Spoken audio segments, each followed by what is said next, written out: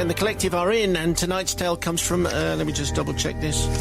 It's Kurt. That's who it is. Hello, Kurt, dear Father Simon, and the Merciful Collective. I go back to about 2004, when, as a divorced man of 46, living in a small village, I decided I needed to sort out my pathetic, sad little life. Health and fitness was writ large in my mind as the starting point. Ugh. It was no big deal, I thought. I'd been toying with the idea of easing my way back into fitness with dignity. Years of following a philosophy of manana had taken their toll on what had been for a long time a slim-toned swimmer's physique. So when the leaflet landed on my doormat, I was delighted. I had toyed with Eastern philosophy in my youth and martial arts, and it seemed the natural progression for me to embrace yoga. If you want an easy route to body beautiful, yoga, I mused, must surely be the one. Crossed legs and breathing heavily, I could do. The Pilates bit was new, but having seen what it did for Kylie, I was as keen as mustard. I rang and promised to attend. My bravado was diminished a little on the day when the other students began arriving at the village hall. There was not a single bloke aside from me, all women. Still, I thought as I pulled my shoulders back, sucked in my tummy and adopted a friendly fixed grin, I'm a boy no longer. They don't intimidate me. Small groups of chattering women encompassing a wide range of ages formed around the registration table, all laughing. I hung back, wandering the creaking wooden floor of the old building, examining with exaggerated interest memorial plaques and the fly-blown photos of parish councillors long dead. Whether it was my imagination or not, I don't know, but when I did come to the notice of one of the women, they looked directly at me with sort of citrus-lipped disapproval, with a sort of "what's a man doing here?" look, caused me to flush. I like to think of myself as pretty confident, but mustering the walk was difficult. Brazenly, but now on leaden legs, I stiffly walked to the table, my affable grin fixed in place. I have to tell you, our instructor was gorgeous, with the flattest stomach I'd seen in a long time. Our combined average age was 40+, mirroring, I believe, the majority of waist sizes present in the class. The instructor clapped her hands and marshalled us into position. Each of us stood on our individual exercise mats facing her. A wide variety of clothing reflected the personalities of my companions. In front of me, the lady was well-groomed and wearing expensive jewellery. She had what looked like the queen of exercise mats, sleek and shiny and covered in logos. My scruffy jogging pants and torn and tattered shirt under too small fleece had already, I was sure, badged me as man trash. To the other side, a lady of around 60 looked very businesslike in shorts and rugby shirt. Oh, and over to the other side of me, one of the youngsters stood expectantly for the session to start.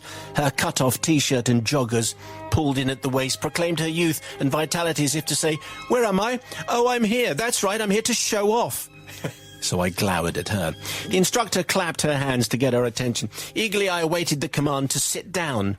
I had been practicing cross-legged sitting for a while and was pretty sure I could hold my own against even the youngest.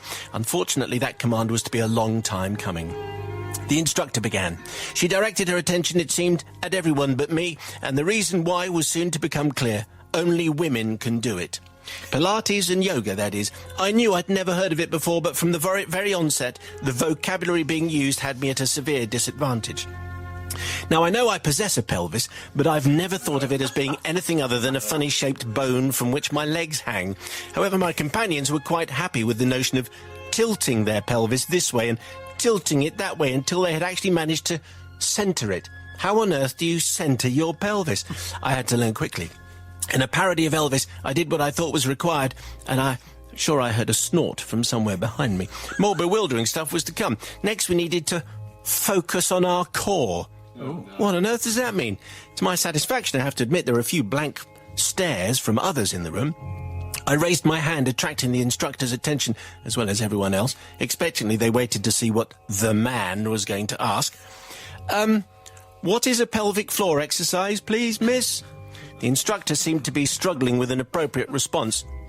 Had colour risen to her cheeks? Are you married? Divorced, I whispered and shrugged in apology, expecting someone to boo or hiss. Children? 2. Well, it's what your wife did after giving birth.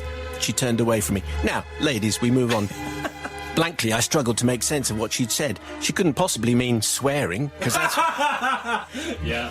Because that's what my wife did. Yeah. I turned to look at the rugby-shirted lady. Out of the corner of her mouth, she said, "Squeeze the cheeks of your bottom." Ooh. I did as asked, and squeezing the cheeks of my bum together, I tried to follow the warming-up exercises as shown, but it just didn't feel natural to me.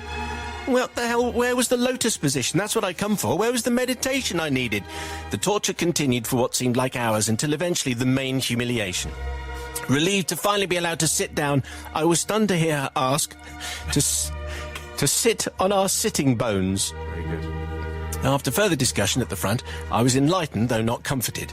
Sitting on one's sitting bone apparently requires the sitter to reach down and pull the cheek of each buttock out to the side as far as it will go. Are you trying this now while you're... Yeah, we are. Okay. Yeah. Assuming that you're wearing a pair of lycra knickers, that might be achievable. But if your bottom is encased in a tautly stretched pair of boxers, it isn't possible. Especially if the agony of clenching your cheeks together is bringing tears to your eyes in the first place. Rugby-shirted woman intervened. "Unclench your bottom," she said again. Is that a woman? Yeah, sorry. Do it again. Try it again. Oh. Unclench your bottom. That's better. The end could not come quickly enough for me, and I couldn't wait to get back in the car for a fag. However, we couldn't leave until we'd had our quiet time.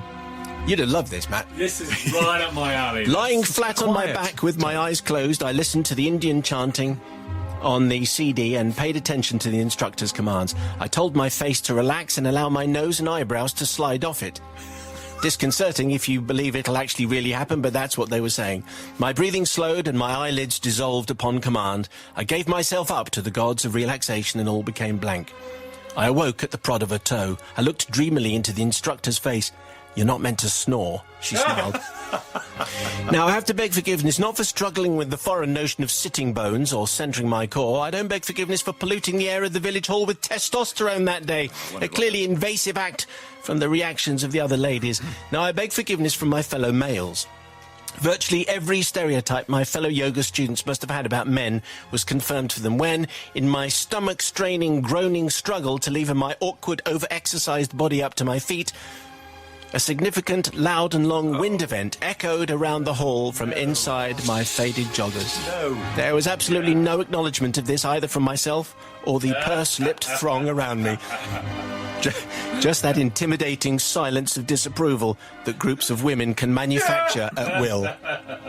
As I hurried out, I was sure I heard a voice say, "No wonder he's divorced." I fled, and I never went back.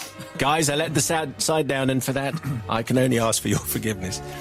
Well, Kurt tried, and he went for it, but it is one of those things about how do you sit on your sitting bone? And clearly the language is not designed for guys. This is what his conclusion is. Sister Rebecca, what do you think? I just have to disagree with that because, well, I think probably Kurt had never been... He got confused between yoga and Pilates, I think, by the sound of it, because it sounds like they were doing Pilates. There are loads of people... I go to Pilates, there are loads of blokes in my class, so I think you can't generalise like that. Do you get asked to sit on your sitting bone? You do, sit on your sit bones, you can roll like a ball, things like that. But it's not to do with men and women, is it? No. I was surprised that Kurt had been married and had, was it 2 kids? Well, his wife didn't know...